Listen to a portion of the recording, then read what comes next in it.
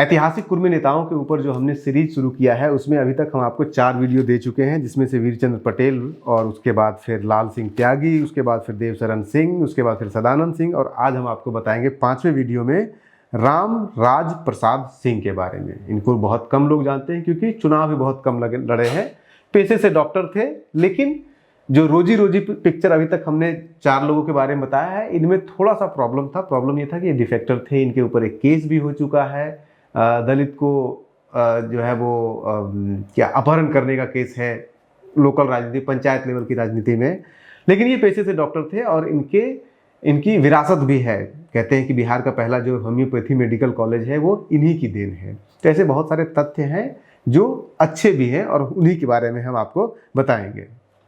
चंडी विधानसभा क्षेत्र से ये चुनाव लड़ते हैं सबसे पहली बार 1962 के विधानसभा चुनाव में। 1962 के विधानसभा चुनाव में तब ये पीएसपी, प्रजा सोशलिस्ट पार्टी, जो जयप्रकाश नारायण की पार्टी थी, उस पार्टी से चुनाव लड़ते हैं जब ये कर्पूरी ठाकुर की पार्टी हुआ करती थी। और उस समय वो राजा राम राज प्रसाद सिंह, जो स्वतंत्र पार्टी था, जो कांग्रेस का ही एक दूसरा धड़ा था, उसको हरा देते हैं जगत किशोर प्रसाद नारायण सिंह को, उस पार्टी के। यानी कि कांग्रेस फेंकाई हुई है, तीसरे नंबर पे गई हुई है। हालांकि वोट का अंतर बहुत कम होता है, 1749 वोट से वो उस चुनाव को जीतते हैं। और फिर उसके बाद फिर वो चुनाव नहीं लड़ते हैं।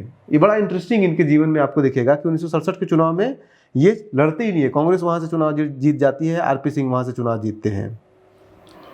हालांकि लोग कहते हैं कि आरपी सिंह यही थे, क्योंकि शॉर्ट में नाम उसका आरपी सिंह कहेंगे।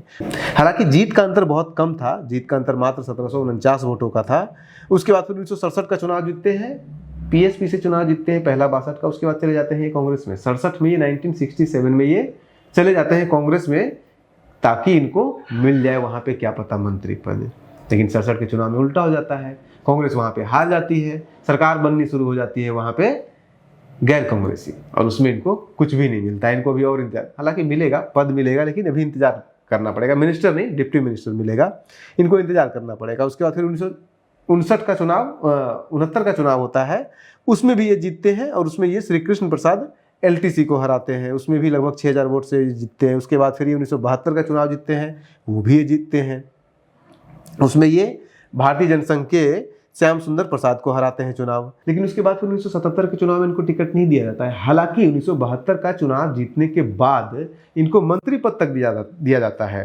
पहले केदार पांडे जब बनते हैं तो उसमें इनको मंत्री पद दिया जाता है। उसके बाद फिर गफूर बनते हैं, तब इनको मंत्री पद दिया जाता है। उसके बाद फिर जगन्नाथ मिश्रा बनते हैं, तब तो इनको शिक्षा मंत्री जैसा पोर्टफोलियो दे दिया जाता है। लेकिन उसके बाद 1977 में इनको टिकट नहीं दिया जाता है। क्यों नहीं दिया जाता है, उसके पीछे भी कारण था। कारण ये था कि ये लोकल पॉलिटिक्स में एंटी दलित चेहरा बनते जा रहा था। उसके ऊपर से जब 1977 का चुनाव होता है तो लगता है कांग्रेस को कि ये नहीं जीत पाएंगे, एंटी इनकम्बेंसी हाई इनके खिलाफ थी।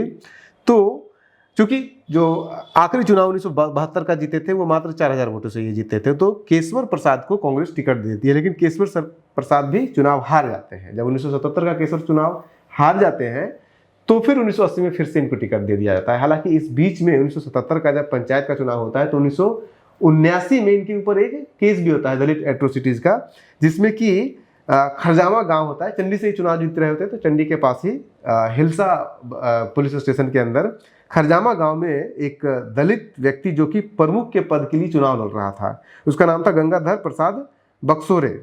उसको जो मुखिया इलेक्ट हो चुका था, रामेश्वर प्रसाद, जो कि कुर्मी थे, वो रात भर के लिए अरेस्ट कर लेते हैं। अरेस्ट करने का मतलब अबडक्ट कर लेते हैं, अपहरण कर लेते हैं 10 मार्च 1979 को, और इनको रात भर रखा जाता है। फिर इनका केस चलता है, सेशन कोर्ट भी इनको सजा देती है, पटना हाई कोर्ट में केस चलता है। नवंबर 1979 में इनको सजा भी मिल जाती है, लेकिन ये बच जाते हैं और फिर 1980 में चुनाव लड़ते हैं कांग्रेस की तरफ से। और 1980 में जब ये चुनाव लड़ते हैं तो फिर से जीत जाते हैं चुनाव।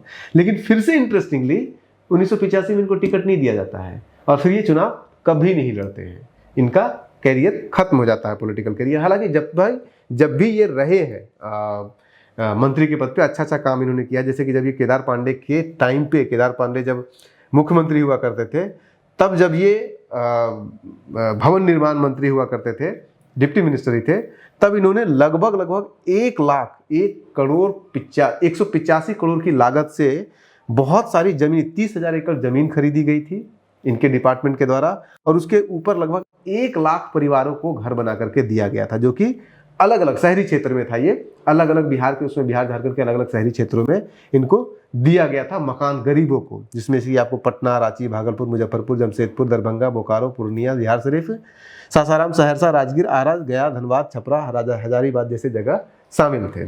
ये इनके पूरे कार्यकाल का सबसे बड़ा काम माना जाता है। आज के डेट में भी यहाँ पे चंडी में उनके नाम पे रामराज सिंह महिला कॉलेज बना हुआ है, उसके संस्थापक भी उस समय थे। तो ये दूसरा सबसे बड़ा काम जो कि आज भी इनके नाम पे है। बहुत सारे लीडर के बारे में हम बात कर रहे हैं, कुछ ऐसे लीडर के बारे में भी बात करना जरूरी है जिनका जीवन जो है वो मिक्स है, यानी कि बहुत सारे विरासत भी छोड़ के गए हैं, तो बहुत सारी कमियां भी थी। नेक्स्ट वीडियो का इंतजार कीजिए, हम ये सीरीज जारी रखेंगे जब तक कि हम 10 वीडियो के बारे में आपको 10 ऐसे कुर्मी नेताओं के बारे में नहीं बता देंगे। नमस्कार।